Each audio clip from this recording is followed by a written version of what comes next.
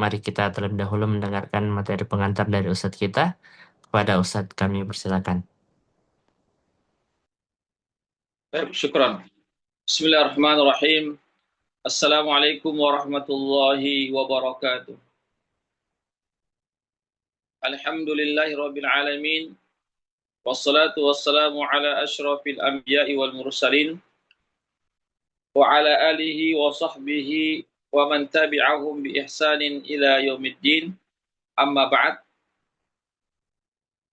Ikhwatal Islam, rahimakumullah, para peserta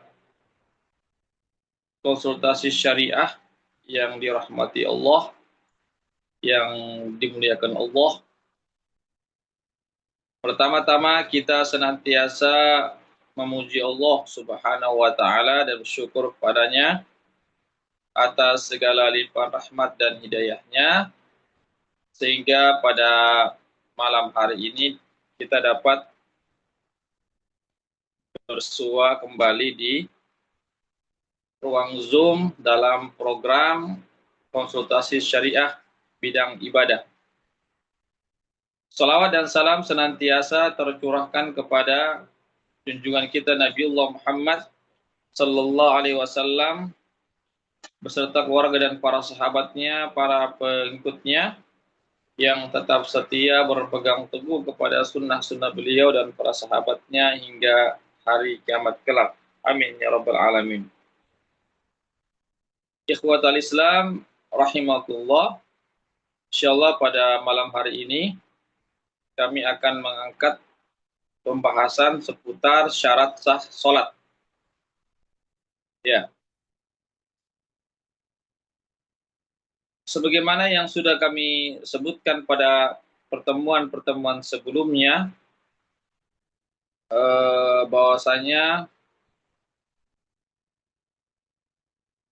bersuci dari hadas, kemudian membersihkan, menghilangkan najis, itu bagian daripada syarat sahnya salat.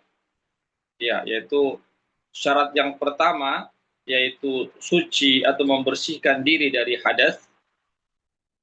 Kemudian syarat yang kedua adalah menghilangkan najis dari badan, dari tempat sholat, dan dari pakaian. Dan ini sudah dijelaskan pada pertemuan-pertemuan sebelumnya. Ya.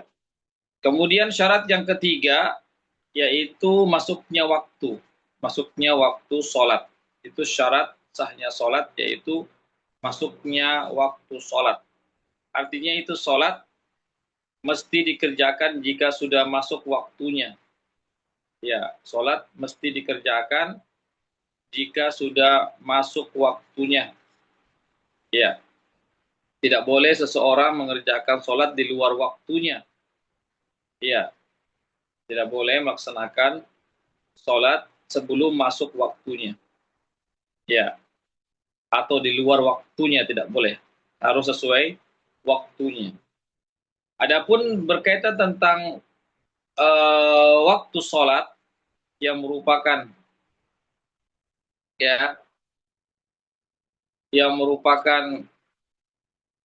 salah satu syarat sahnya sholat, ini berdasarkan dari hadis Rasulullah SAW, ya, hadis yang diriwayatkan oleh Imam Ahmad dan yang selainnya, ya, termasuk hadis sahih, bahwasanya ya Jibril pernah mengimami Nabi kita Muhammad SAW. Jadi Jibril pernah menjadi imam bagi Rasulullah SAW dalam sholat. Ya, yaitu Jibril pernah mengimami Nabi dalam sholatnya, yang mana dikerjakan di awal waktu dan di akhir waktu. Ya. Lalu Jibril mengatakan, ya Muhammad, as-salatu ma baina hadaini al-waqtayn. Wahai Muhammad, ya, sholat ini waktunya antara dari waktu ini ke waktu itu. Ya, jadi dalam hadis Jibril itu ya yang dikenal dengan hadis Jibril ya, yaitu malaikat Jibril pernah memimpin sholat ya, dan Nabi sebagai makmumnya ya sholat 5 waktu, sholat 5 waktu, dan Jibril melakukannya selama 2 hari. Selama 2 hari. Hari pertama Jibril sholat di awal waktu, hari kedua Jibril mengimami Nabi sholat di akhir waktu. Lalu malaikat Jibril mengatakan waktu sholat antara dari waktu ini ke waktu yang lainnya. Ya.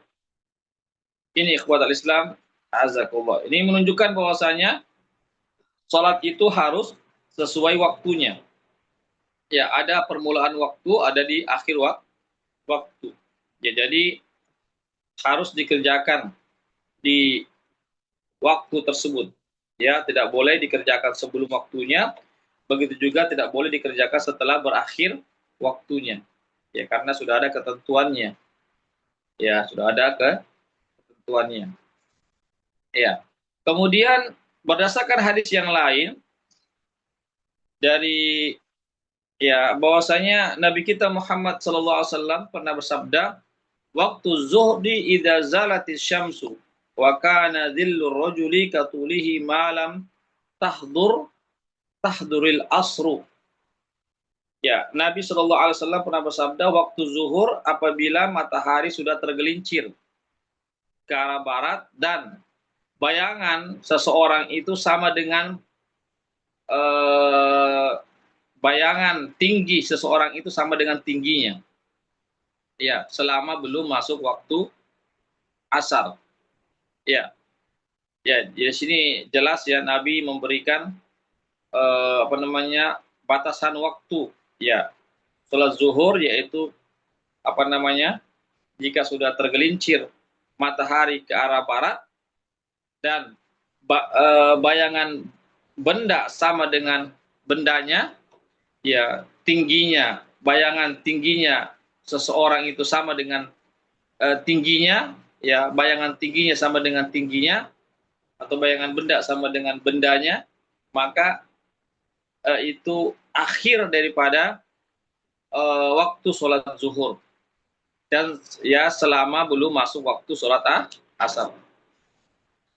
Kemudian adapun waktu asar yaitu ya sejak berakhirnya waktu zuhur sampai sebelum matahari menguning.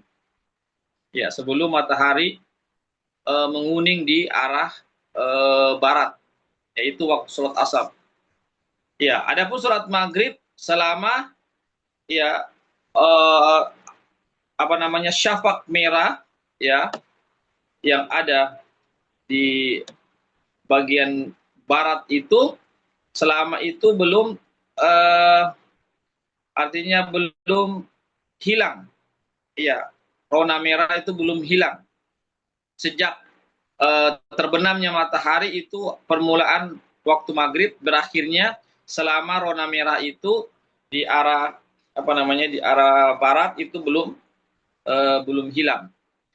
Adapun waktu sholat isya yaitu ketika terbenamnya rona merah, hilangnya cahaya merah ya di langit ya sampai pertengahan malam, itu waktu sholat isya. Sampai pertengahan malam itu waktu sholat isya.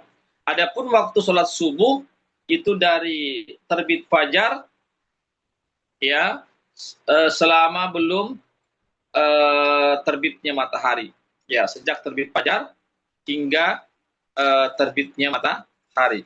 Ini hadis sahih ya, diriwayatkan oleh Imam Muslim. Ya, jadi hadis ini jelas ya tentang batasan permulaan waktu sholat, ya permulaan waktu sholat atau intervalnya ya, jaraknya dari awal waktu sampai di akhir waktu.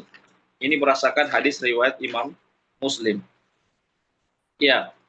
Kemudian seseorang itu dianggap mendapatkan sholat jika dia mendapatkan 1 rakaat. Ya, misalnya waktunya sudah mau habis ya, tetapi dia masih sempat mendapatkan 1 rakaat, maka dia masih dikatakan mendapatkan sholat. Ya, masih sempat dia dikatakan mendapatkan sholat pada waktunya, meskipun hanya 1 rakaat. Ya, kemudian selebihnya itu sudah masuk ke waktu sholat yang berikutnya, tetapi tetap dianggap dia masih mendapatkan sholat.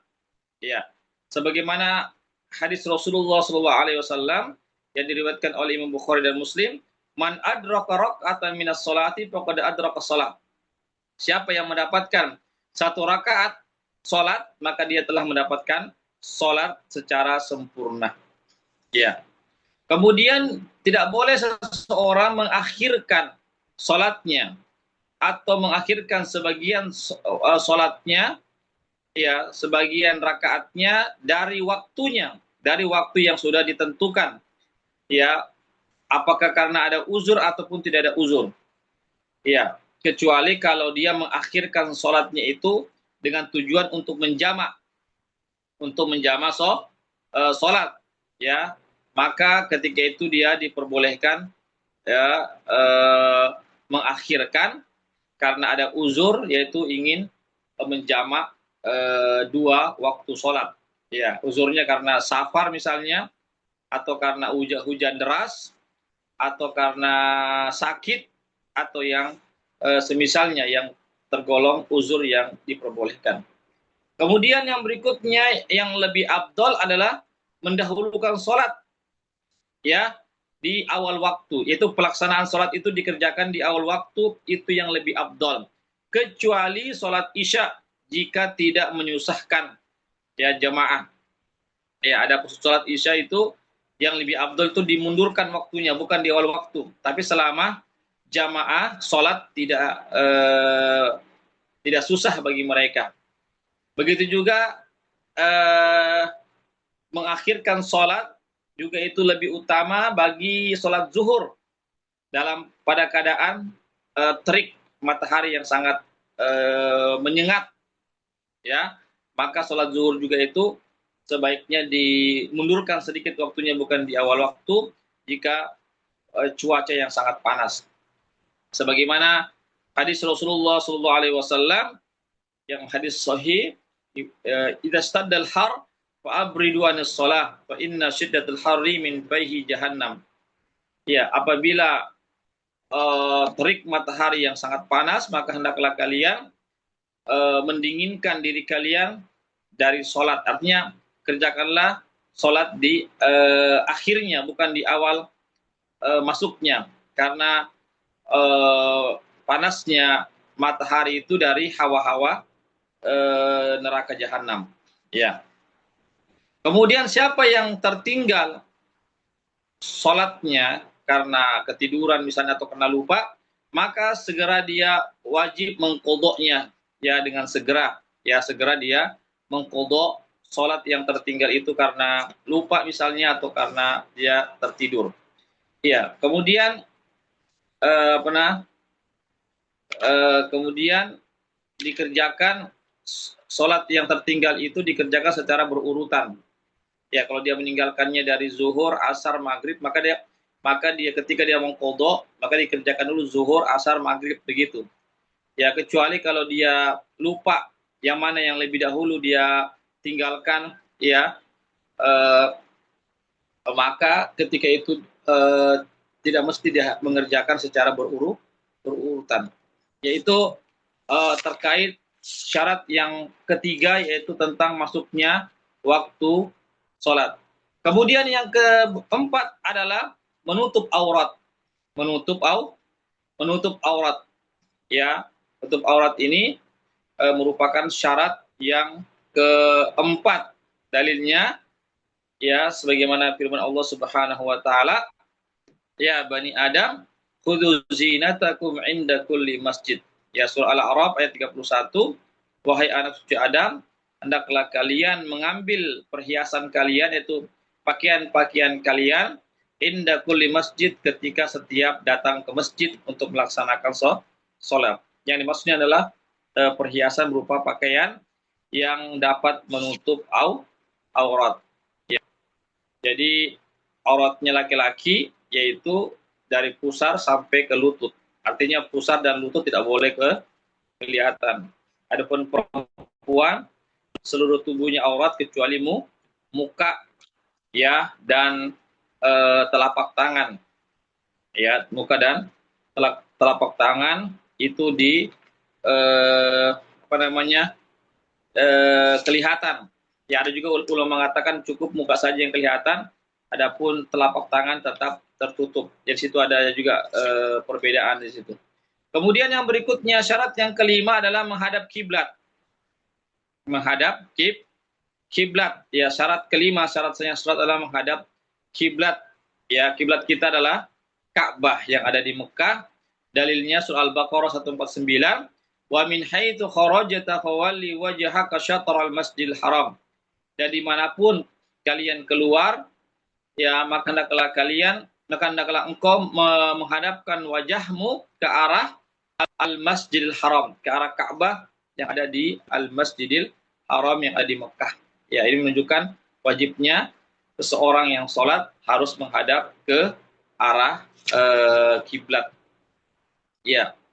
Namun apabila seseorang tidak bisa menghadap kiblat karena sakit atau yang selainnya, maka tidak ada kewajiban pada saat itu menghadap kiblat.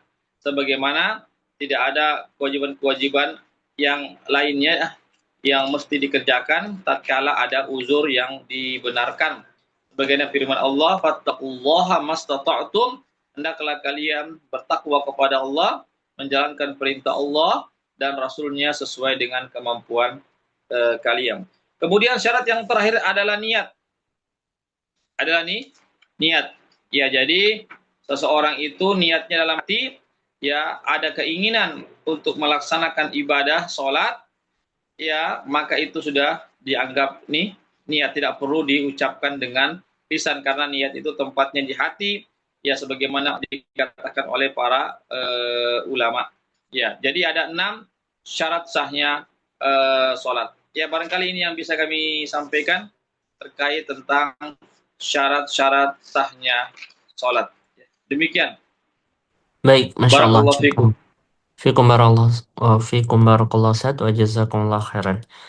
Alhamdulillah, itulah tadi para peserta konsultasi syariah materi tentang syarat-syarat sah salat yang penting untuk kita ketahui untuk bagaimana agar salat kita diterima oleh Allah Subhanahu wa taala.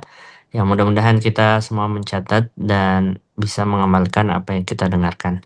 Para pemirsa sekalian, kami memberikan kesempatan kepada pemirsa di sesi kedua ini untuk bertanya seputar tema kita yang kita jelaskan tadi ataupun permasalahan ibadah lainnya yang ingin ditanyakan, kami berikan kesempatan. Pertanyaan pertama, Ustaz, dari peserta atas nama Kartini, Ibu Kartini. Afwan, Ustaz, izin bertanya, bagaimana jika seorang ibu sedang mengerjakan sholat, tiba-tiba anaknya buang air kecil, atau kemungkinan pakaiannya terkena, lalu anak ini naik ke punggung sang ibu atau tiduran di atas sejadah sang ibu. Apakah sholat dari sang ibu ini harus diulang? Iya, tentang apa namanya, sang ibu yang sholat, ya, lalu Iya. misalnya datang anak itu, dia menghampirinya, ya selama tidak, artinya selama tidak apa namanya, tidak kena ke pakaian ibu itu, ya maka tidak membatalkan sholatnya. Ya tidak mengapa, selama pakaiannya itu tidak tembus, ya, tidak tembus kencing, maka sholatnya tetap sah. Ya, demikian. Nah, taib syukran Ustaz. Ya, lalu bagaimana jika dalam hal ini misalnya dia pakai popok set, terus popoknya agak rembes Ustaz, sampai di tempat sujud sang ibu mungkin anaknya duduk ya atau sampai dikatakan tadi naik ke atas punggungnya ibunya saat sedang sholat ya apakah dia harus membatalkan sholatnya Ustaz? Iya, kalau kalau pampers itu merembes dan kena ke pakaian ibunya, ya harus dibatalkan sholatnya karena dia terkena najis. Demikian. Baik Ustaz, Masya Allah, syukran barakallahu fikum Ustaz atas jawabannya. Pertanyaan berikutnya dari peserta atas nama Umu Nisa. Fanusat izin bertanya bagaimana agar bisa khusyuk dalam membaca surah Al-Fatihah. Terkadang baru eh, konsen atau memperhatikan bacanya ketika sudah berada di penghujung surah. Ya, baru baru tersadar kalau sedang baca Al-Fatihah. Jadi kayak auto auto membaca Ustaz. Mungkin maksudnya bagaimana tips agar kita khusyuk dalam membaca Al-Fatihah di dalam sholat. Iya, para ulama menyebutkan di antara tips atau cara agar kita khusyuk dalam sholat, bukan hanya membaca Al-Fatihah khusyuknya, tapi dalam sholat, di antaranya adalah kita mengetahui, memahami apa yang kita baca. Ya, memahami apa yang kita baca. Kalau kita pahami, mengerti apa yang kita baca, maka ini salah satu indikator kita sudah khusyuk, sudah mulai khusyuk di situ. Karena kita memahami apa yang kita baca, ya juga dibantu juga dengan hati kita. Kita hadirkan hati kita, pikiran kita ketika sholat, betul-betul hati dan pikiran itu hanya tertuju pada sholat saja, bukan kepada urusan-urusan dunia yang lainnya. Ya, insya Allah dengan itu juga ditambah juga dengan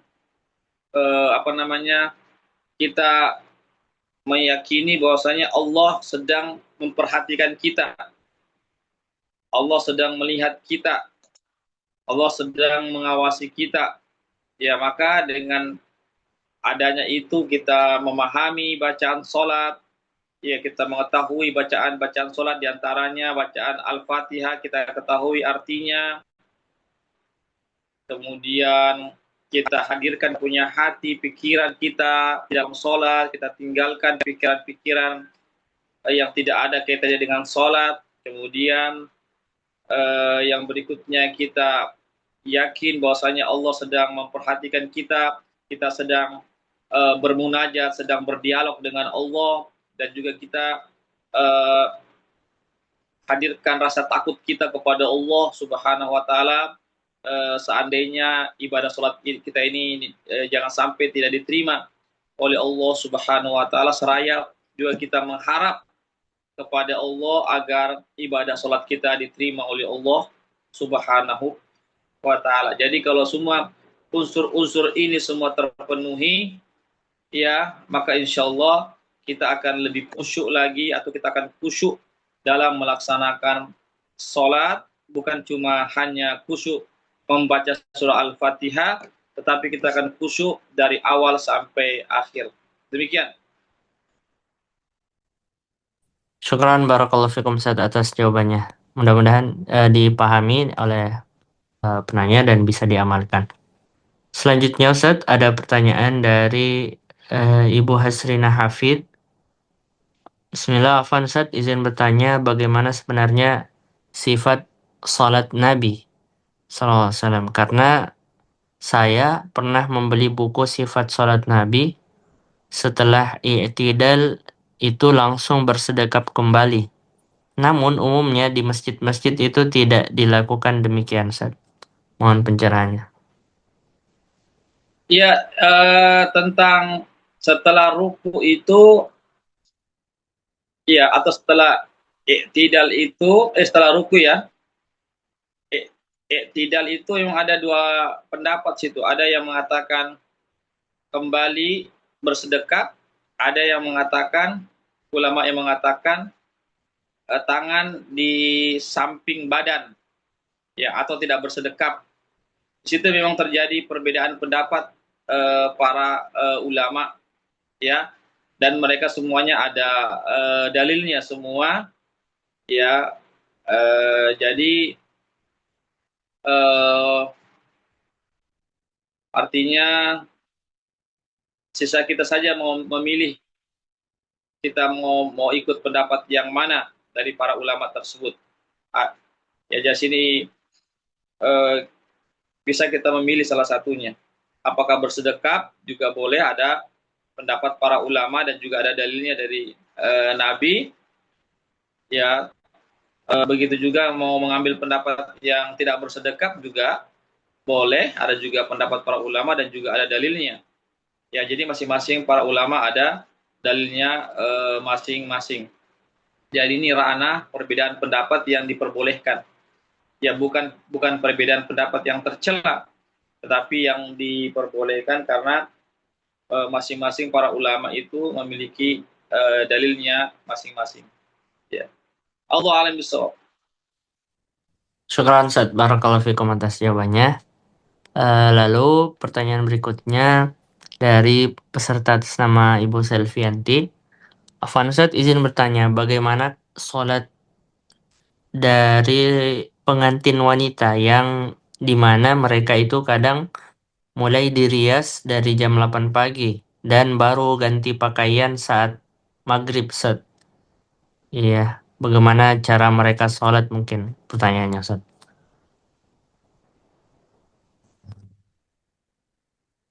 Ya,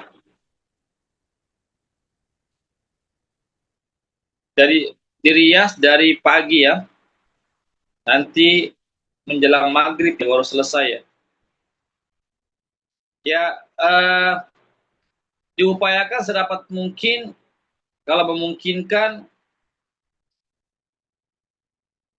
zuhur itu, ya kan dia akan sholat zuhur kan, sholat zuhur dan sholat asar kan,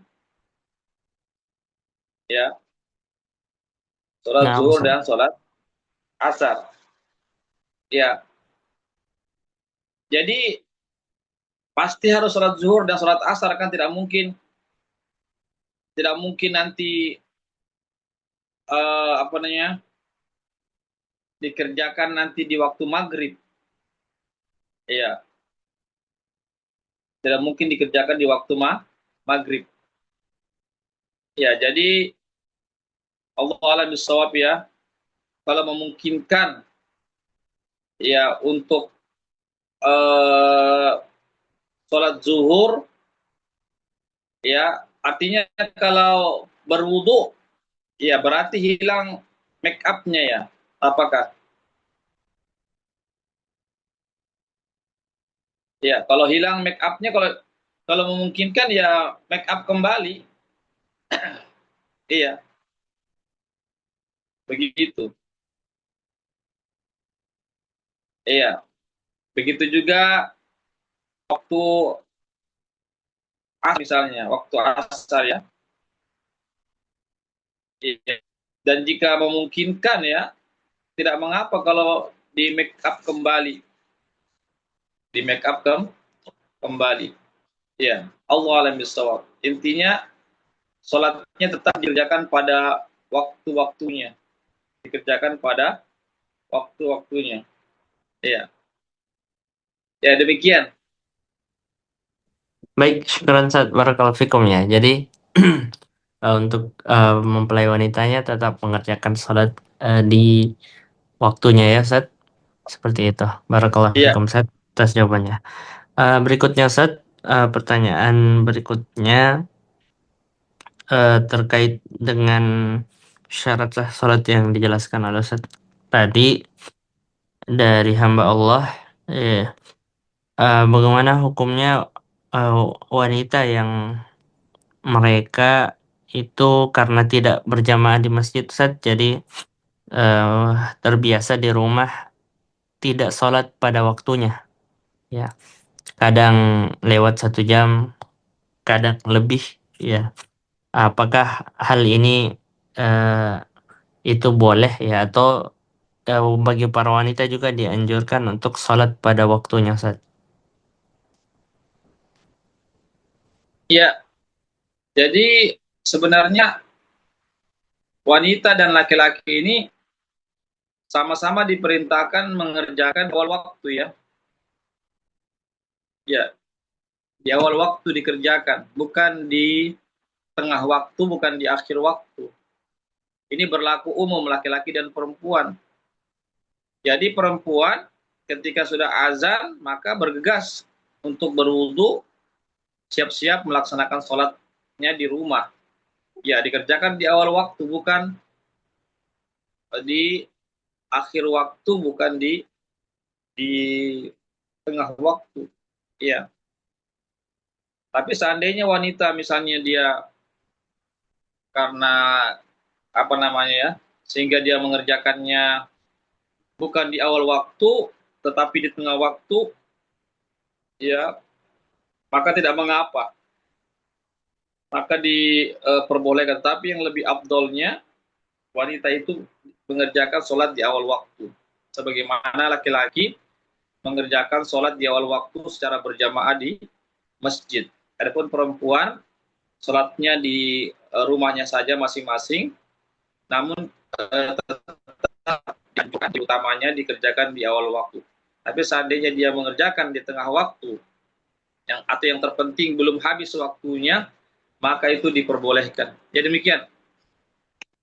Baik, syukran barakallahu fikum Ustaz atas jawabannya. Eh, Pemirsa, silakan dikirimkan pertanyaannya jika masih ada yang ingin bertanya di malam hari ini untuk mengirimkannya di kolom komentar live Zoom kita.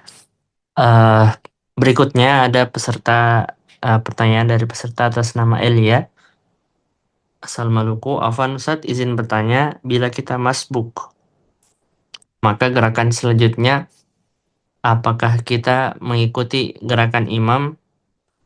Eh, Contoh, sholat maghrib bila terlambat 1 rakaat, berarti saya duduk tasyahud sebanyak 3 kali, Ustaz. Iya, apakah seperti itu?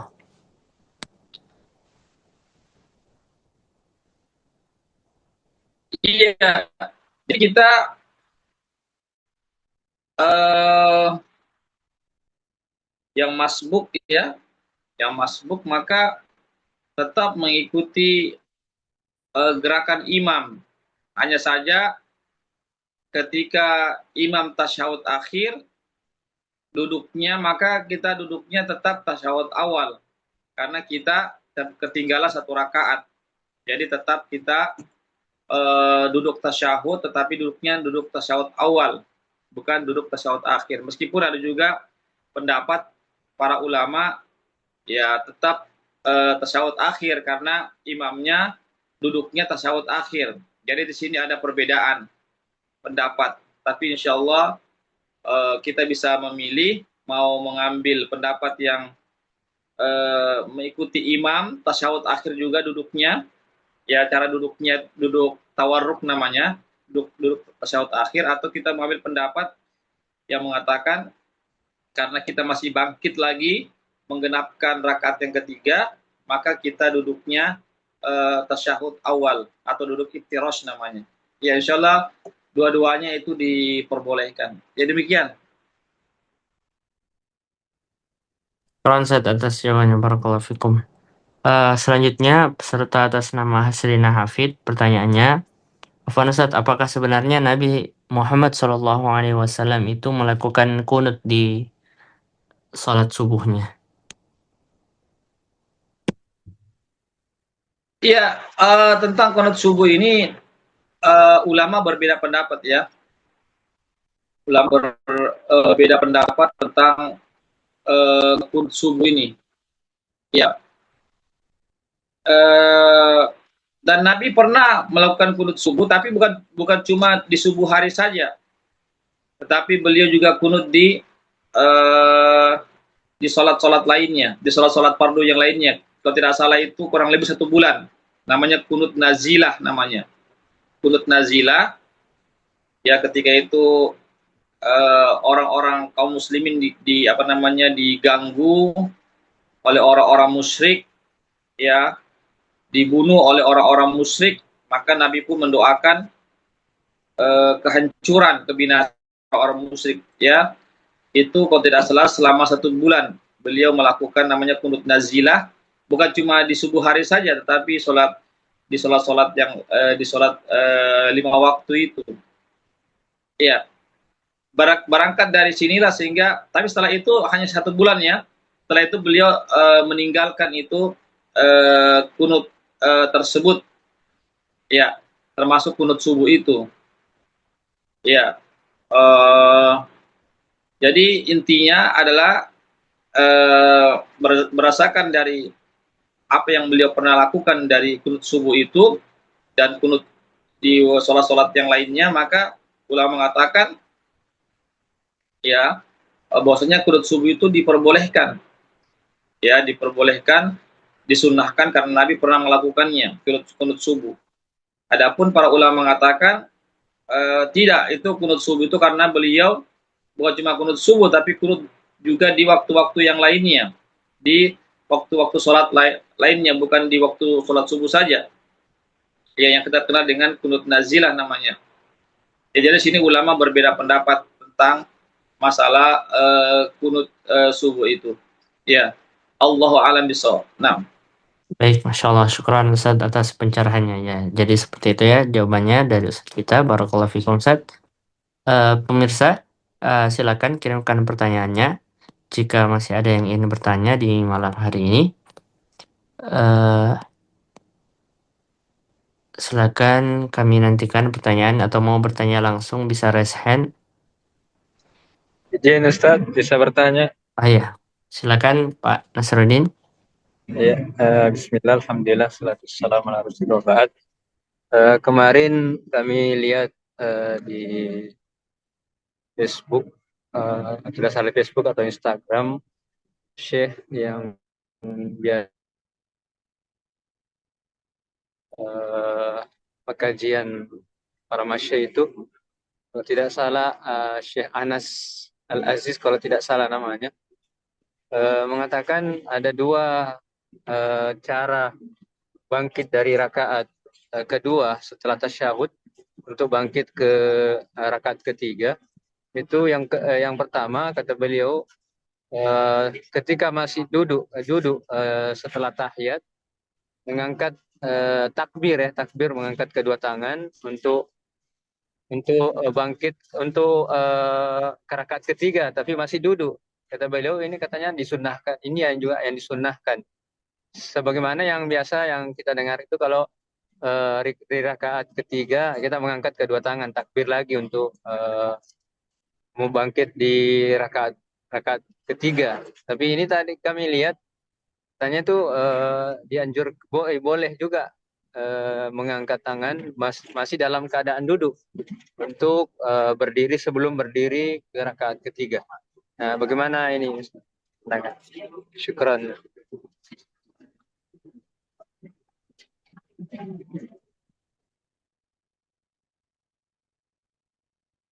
ya, ya, jadi, ya, Allah alim bissawab, ya, yang kami ketahui bahwasanya dalam hadis itu beliau bertakbir, ya, bertakbir dengan mengangkat tangan ketika bangkit dari tasyahud awal itu menuju ke rakaat ketiga. Iya, di situ disebutkan bertakbir dengan mengangkat tangan. Cuma ndak diperincikan apakah angkat tangannya itu yang kami ketahui, ya. Ya, yang kami baca itu hadisnya bunyinya begitu. Ya, yaitu beliau mengangkat tangan, ya, ketika setelah tasyahud akhir itu bangkit ke rakaat ketiga itu bertakbir seraya mengangkat tangan, begitu saja itu bunyinya. Adapun kapan mulai mengangkat tangannya itu kami belum dapatkan hadis yang terperinci. Apakah mengangkat tangannya itu nanti pada saat ketika masih duduk, lalu naik ke atas rakaat ketiga, atau nanti ketika sudah mau mendekati berdiri baru tangannya diangkat, ya, ya begitu. Ya, selama tidak ada rinciannya ya berarti boleh-boleh saja, artinya bersifat umum, bisa saja mengangkat tangannya itu pada saat mau berdiri seraya mengucapkan takbir Allahu Akbar, atau nanti ketika sudah mau mendekati berdiri baru mengangkat tangannya seraya ya, adapun ucapan Allahu Akbar ya di apa namanya diucapkan pada saat hendak bangkit ke rakaat yang ketiga. Jadi saya pikir iya, sebagaimana tadi dikatakan ada dua cara ya. Iya, ada dua cara, berarti boleh-boleh saja itu. Cara mana yang mau kita gunakan?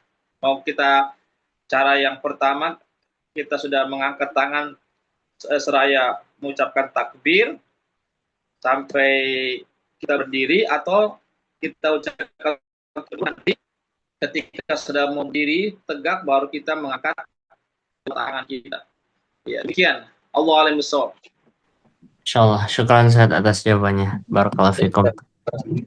Masih bisa Ustaz jajan? Oh ya, silakan kalau masih ada lanjutannya.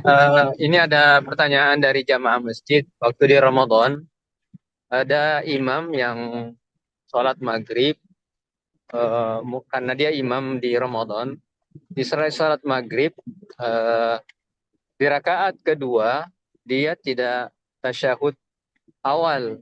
Namun jamaah ingatkan pada saat belum berdiri, masih dia panjangkan takbir intiqalnya, ya. Maunya jamaah dia duduk karena sudah diingatkan, tapi dia masih tetap terus berdiri. Kemudian jamaah tetap bersikuku untuk tasyahud awal. Tidak ada yang bergerak. Ini pengakuan dari jamaah yang menyampaikan, mengatakan bagaimana statusnya ini. Kami tanyakan dulu sama Ustaz. Kemudian semua jamaah selain imam tetap melanjutkan di rakaat ketiga. Kemudian jamaah tetap mereka menyelesaikan tasyahud awalnya. Nah, setelah itu kemudian berdiri, salah seorang di antara mereka maju menggantikan imam. Mereka berpisah dari imam sebelumnya. Ya, mereka menganggap ini salah karena sudah diingatkan, tidak mendengarkan aba-aba dari jamaah. Ya, mereka menganggap ya kalau kita ikuti imam berarti kita salah. Ya, katanya sesuatu yang itu salah. Makanya mereka mufaroqah, mereka berpisah sehingga ada salah seorang di antara mereka jadi imam dan menyelesaikan hingga ini. Nah, mereka sebagian jemaah bingung bagaimana ini, apakah kita ini dianggap salah atau posisinya kami benar ya? Ini tuh mungkin pertanyaan. Syukron. Iya. Jadi itu apa namanya? Tasyahud awal itu ya,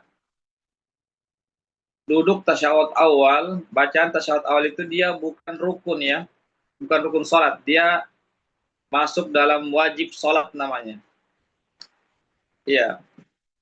Jadi seandainya imam lupa mengerjakan tasyahud awal, ya lupa ya, bukan karena unsur kesengajaan ya, karena lupa ya, dan apatah lagi kalau sudah sampai berdiri tegak di rakaat ketiga, maka tidak perlu lagi turun, turun untuk tasyahud awal. Kenapa? Ya karena pertama dia bukan rukun, ya. Yang kedua dia sudah berdiri tegak, sudah masuk ke rakaat yang ketiga. Ya. Jadi meskipun seandainya makmum sudah mengingatkan, ya, mengucapkan subhanallah, tapi tetap juga imam apa namanya lanjut ke rakaat yang ketiga, ya maka mestinya makmum ya tetap mengikuti imam. Kenapa? Karena yang ditinggalkan ini ya, yang ditinggalkan ini dia bukanlah rukun, tetapi dia wajib. Ya, wajib sholat. Artinya wajib sholat itu konsekuensinya kalau kita tinggalkan karena lupa, bukan karena unsur kesengajaan, maka itu cukup diganti dengan sujud sahwi. Ya, diganti dengan sujud sahwi.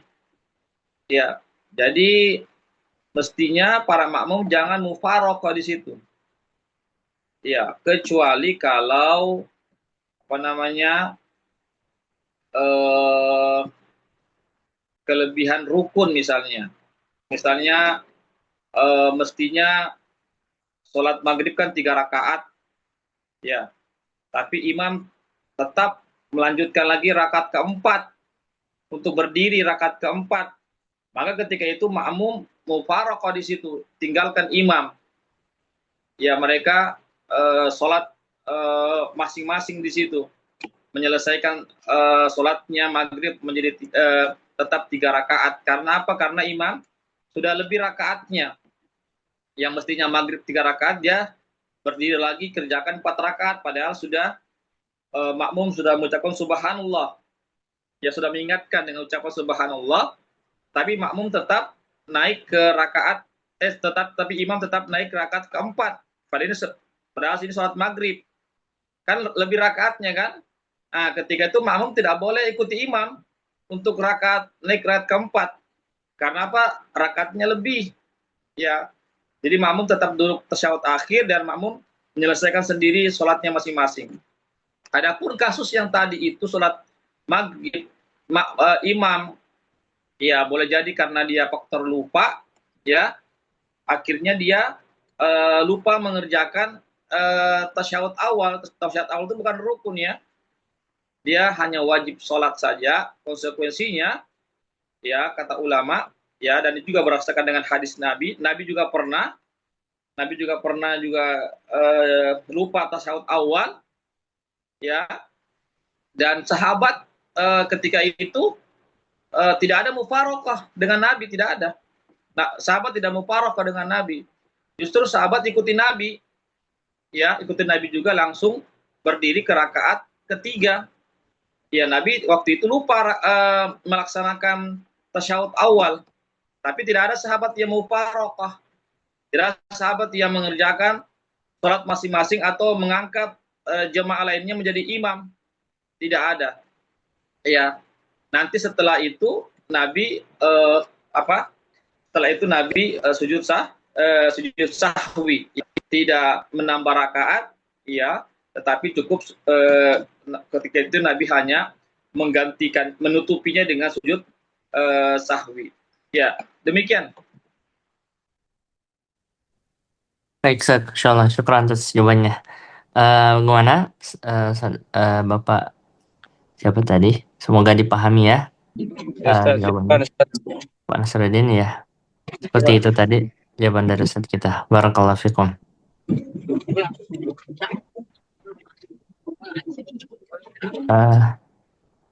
Afwan Ustaz. Iya, iya Bu. Oh iya, mau bertanya Iya, silakan. iya masih kelanjutan tadi pertanyaan Bapak yang tadi masalah sujud sahwi tadi Pak Ustaz. Eh, ta- Sujud sahwi itu dilaksanakan pada setelah tahiyat akhir ya Pak Ustaz. Atau bagaimana peلاksanaannya Ustaz? Ya, sujud sahwi itu sebenarnya kata ulama boleh dikerjakan sebelum salam, ya setelah tasyahud akhir sebelum salam, boleh juga dikerjakan setelah salam, tapi sebaiknya kita kerjakan yaitu setelah tasyahud akhir sebelum salam. Setelah tasyahud akhir kita sujud sahwi dulu 2 kali baru salam. Tetapi kalau kita mau mengerjakan juga sujud sahwi itu setelah salam, baru kita sujud sahwi 2 kali, kemudian salam lagi, maka itu diperbolehkan. Ya demikian. Oh ya, syukran Ustaz atas penjelasannya. Ya, Ya, afwan. afan. Barakallahu fikum, Bu. Ya, syukran pada Ustadz atas jawabannya. Lalu pertanyaan berikutnya Ustadz dari peserta atas nama siapa ini? Ibu Yun. Afwan Ustadz, jika seorang wanita sholat di rumah, terkadang tanpa ia sadari ketika ia sholat kadang kelihatan ujung jempol kakinya, ya, di mana ini adalah auratnya. Nanti ketika ruku baru sadar kalau ternyata ada bagian auratnya yang tersingkap. Apakah hal ini membatalkan sholat sehingga sholat itu harus diulang dari awal? Atau jika ini terjadi, cukup langsung ditutup saja aurat yang terlihat itu? Iya, kalau kita mengetahui ada yang tersingkap, ya cukup kita segera saja menutupnya. Maka tetap sholat kita tetap sah. Kalau kita mengetahui ada yang tersingkap, maka segera kita tutup. Ya, maka itu sah sholat kita, tidak perlu kita mengulangi sholat kita. Ya, demikian. Baik, Masya Allah, syukuran atas jawabannya. Semoga dipahami oleh penanya tadi. Dari hamba Allah, Ustaz, ketika sholat witir 3 rakaat sekali salam, apakah tahiyatnya itu tawaruk atau iftirash, Ustaz? Ya, kali salam ya. Iya, Ustaz, yang 3 rakaat langsung. Ya. Sebenarnya ini eh, artinya ada perbedaan pendapat para ulama ya. Ya, bisa iftiros, bisa tawarruk. Ya, di sini longgar ya, fleksibel saja. Mau tawarruk boleh, mau iftiros juga diperbolehkan. Ya, demikian. Masya Allah, taib, syukran jazakallah khairan Ustaz atas jawabannya. Alhamdulillah, itu tadi pertanyaan terakhir di malam hari ini dan kita sudah pukul 10 malam dan sudah tidak ada pertanyaan yang masuk di malam hari ini. Kami ucapkan jazakallah khairan kepada Ustadz kita atas kebersamaannya di malam hari ini, memberikan materi pengantar dan menjawab pertanyaan pemirsa, dan kepada seluruh peserta juga kami ucapkan terima kasih atas kehadirannya pada program konsultasi syariah kita. Barakallahu fikum. Mari kita cukupkan pertemuan kita dengan membaca doa kafaratul majlis. Subhanakallah bihamdik, asyhadu an la ilaha illa anta, astaghfiruka wa atubu ilaik. Assalamualaikum warahmatullahi wabarakatuh. Syukran, Ustaz. Waalaikumsalam warahmatullahi wabarakatuh. Banyak